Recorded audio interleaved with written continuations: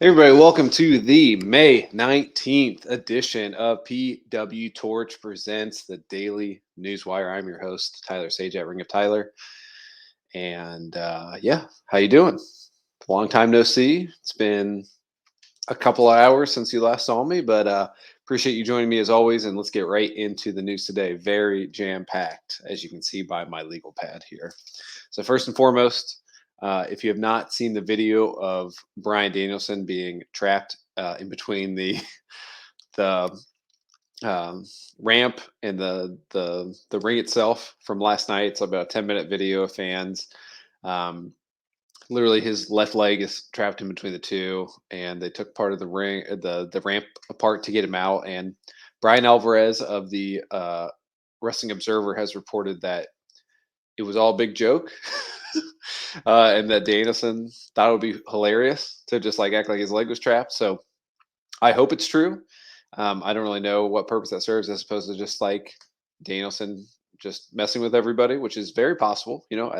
On paper, it sounds very funny to me. I would much prefer that than he actually be injured by some sort of weird thing that happened at AEW and hope he's available for the match. So a weird thing to happen, and I hope it's true, or he's not that injured and it's trying to make it seem like everything's hunky dory and that was on purpose. So whatever it is, as long as he's not injured, I think that's a great scenario. But just like a weird story that it was going to be, he got injured last night, and then changing it to now, it's like kind of a big old joke.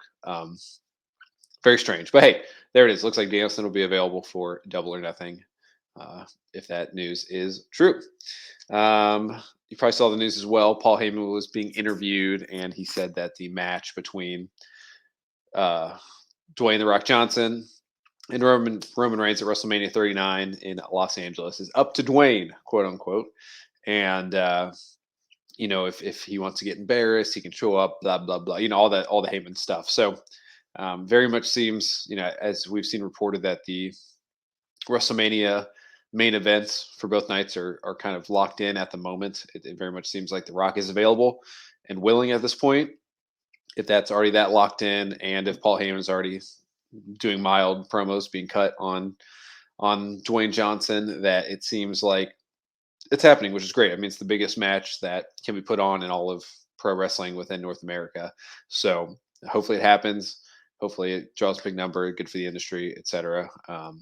Get numbers up all across the board, WWE and AEW, if The Rock is all across wrestling television again. So it'll just behoove them and write your think pieces now, write your thesis on Vince McMahon's booking style. But, you got to maximize that opportunity once you have the additional eyeballs on your product. You got to make sure that you can keep them as soon as Dwayne's gone. So we'll see what happens there.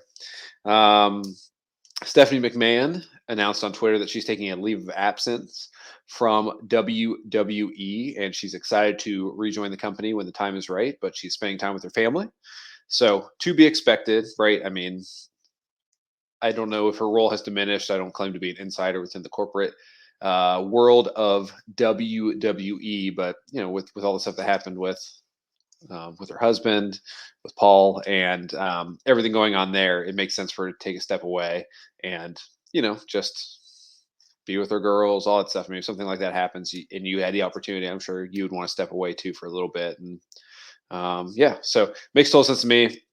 I don't think it's a pushing out or anything like with Shane. Stephanie's been there for so long and knows, obviously the chosen one of all the children, and don't think that's any issue whatsoever. So I take her for her word at this point. So there's that.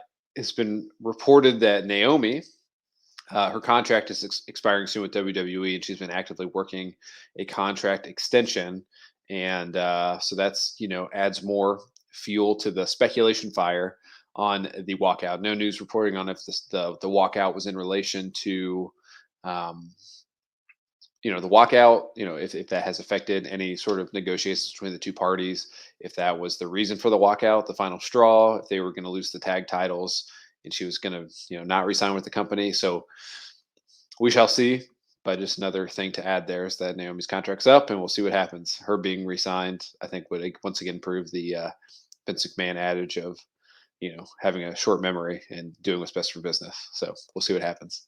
And finally, a lot of news today. Very exciting. Some days you can tell I stretch it out a little bit with comments like this, but I'm not stretching it out. There's a lot of news today.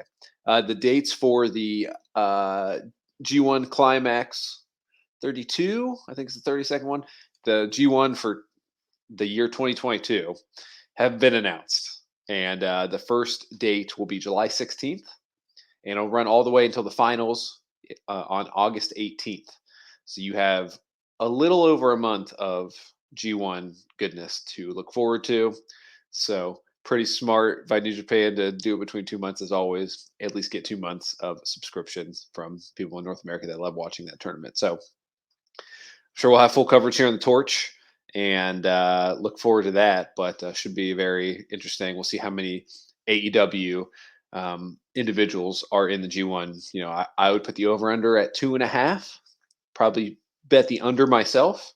But we'll see what happens. I think the Forbidden Door show in late June might set up some people to be in the G1, and that's very exciting. So that is all the news I got for you guys today.